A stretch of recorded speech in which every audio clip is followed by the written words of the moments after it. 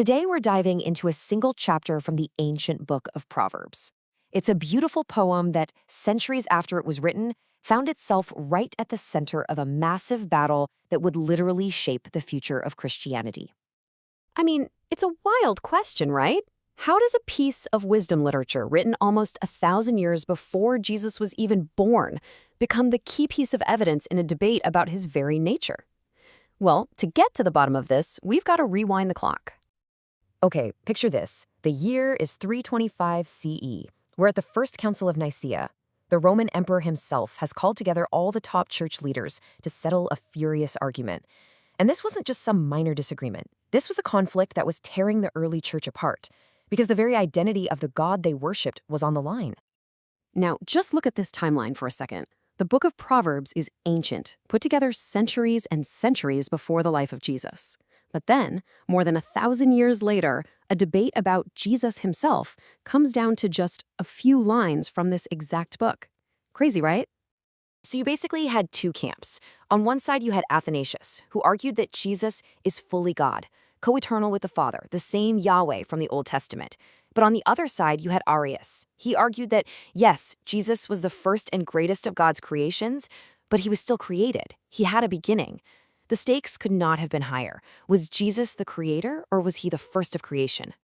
And this was the smoking gun for the Arians. They pointed right to Proverbs chapter 8, where this personified figure of wisdom says this exact line, "The Lord acquired me." For Arius, this was proof. If Jesus was the embodiment of God's wisdom, then this verse proved he had a beginning.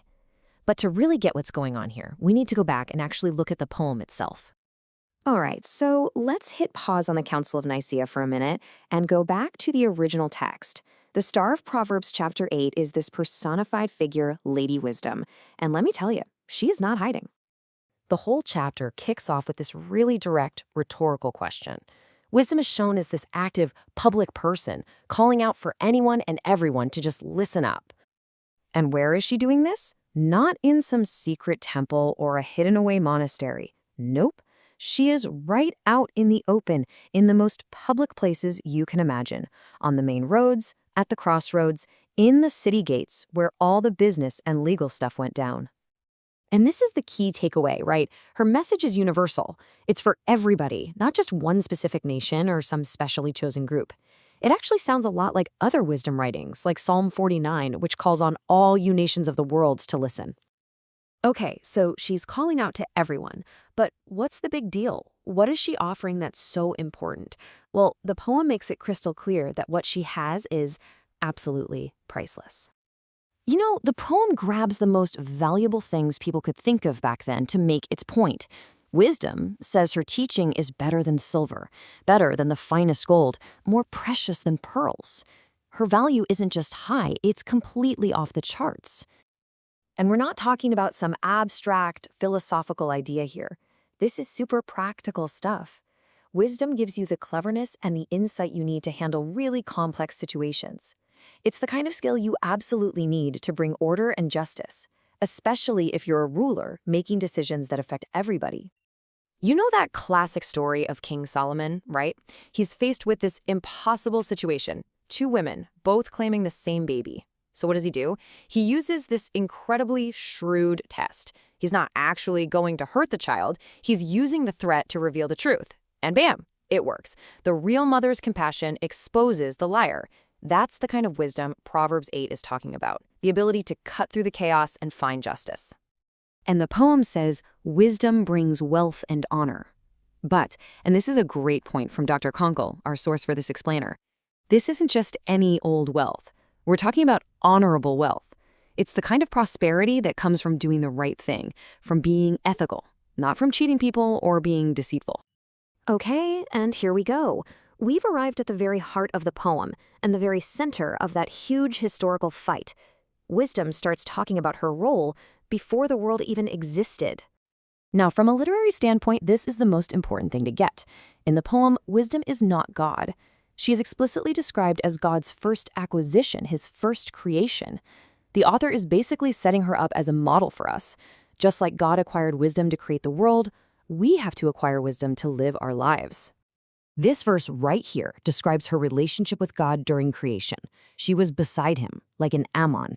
And this one little Hebrew word, Ammon, has been the source of so much debate. But if we can figure it out, it pretty much unlocks the whole thing. So for centuries, scholars have been arguing about what Ammon really means. Some say craftsman, but the original word doesn't quite line up. Others suggest faithful, related to amen, but that doesn't really fit the vibe of the verse. But Dr. Konkel, our source, argues the best fit, by far, is child. The same word is used to describe how Mordecai raised Esther as his own daughter. This idea fits perfectly with the image of God taking delight in wisdom, just like a parent delights in their child. So, you see, if you just read the poem for what it is, on its own terms, that whole Aryan controversy just kind of melts away. The text isn't really a statement on the nature of Christ, it's a universal call for all of us to choose a certain way to live. And the poem ends by making this choice incredibly clear. In the final verses, the word blessed shows up not once, but twice. And that's no accident. It's like the author is hammering home the point, making sure we get the reward for listening and following the path of wisdom. Blessed are those who keep her ways, blessed are those who wait at her door. At the end of the day, it all boils down to two paths, a really stark choice. The path of wisdom leads to life, to blessing and favor from God. But to reject her, well, the poem says that's to love death. It's the ultimate fork in the road. The poem is so insistent that wisdom is out there, right in the open, calling to all of us, which kind of leaves us with this one last question to chew on. What does it actually take for us to hear that voice and to listen?